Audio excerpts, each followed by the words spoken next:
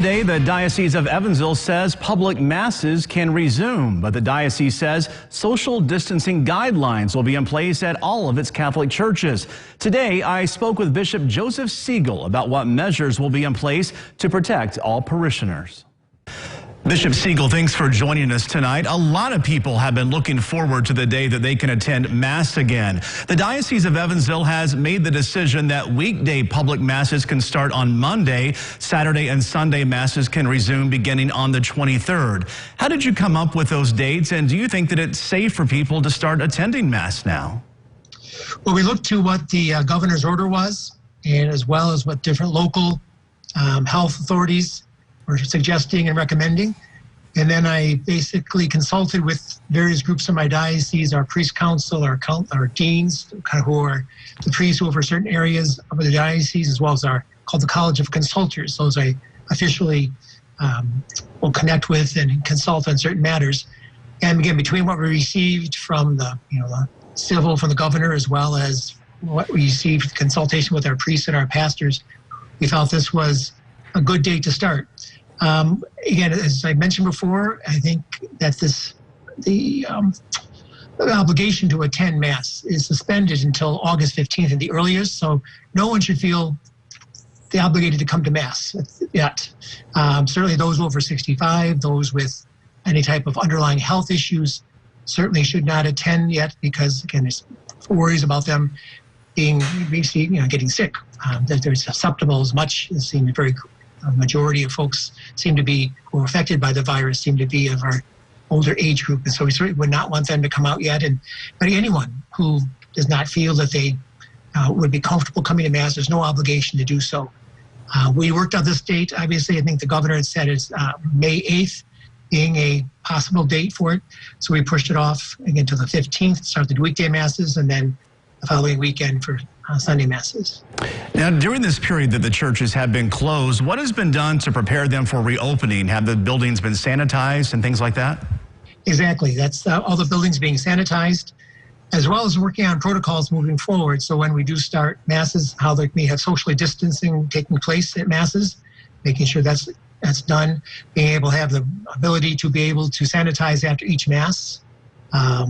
And there's other things, how we're going to Holy Communion, how we're going to have people come into church, go out of church. So there's a physical part of it, is actually sanitizing, cleaning the churches thoroughly, but also setting up these protocols moving forward so that we'd be able to be ready for when people do come, how to be able to keep safe as well as reverent for the Mass. Now, obviously, there will be some changes that people should expect when attending a Mass. You have said it is strongly recommended that people wear face masks. Now, are they to bring their own, and will they be required to wear them the entire time that they're inside of the church? It's strongly recommended they bring their own, so they obviously can take it back with them. They would wear it throughout the Mass except receiving Holy Communion. And again, the priest himself during Mass, obviously because of having to speak, won't be wearing the mask, but will wear a mask and giving out communion. So again, we would strongly encourage people to bring their own, to wear it throughout the Mass, except when receiving communion. Let's talk about social distancing. How will that be enforced, and will that limit the amount of seating during a Mass? It will limit the amount of seating. We're basically looking at 6 feet on either direction of a person. Obviously, there could be families that live together under the same roof to be sitting together, but otherwise individuals would be 6 feet apart. And so we're looking at, depending on the layout of the church, whether it's every other pew would be used for that way. And then we're encouraging people, the parishes, to somehow designate different sections of the pews to kind of delineate that 6 foot. Maybe even in the aisles, say for communion, designating a 6 foot, like kind of we're having in the stores, where you have the 6 foot separation. So people coming up to communion or coming into church will know keeping that distance. So yeah, exactly. It's basically encouraging people to follow those guidelines, and hopefully they have them very clearly designated and delineated in churches. Communion is a very important tradition in the church. Has that changed in any way? It will be again.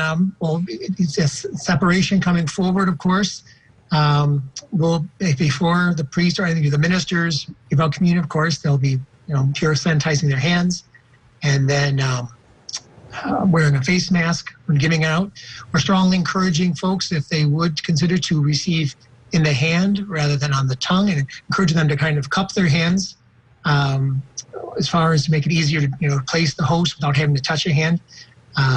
We are provided, so if someone would a minister would accidentally touch someone's hand, we'll make sure there's a sanitizer nearby where they can sanitize their hands before giving to the next person. Or if a person does choose to receive on the tongue, immediately afterward, the priest would, again, just to be careful, would sanitize his fingers before giving out communion again. So the distancing and just being careful.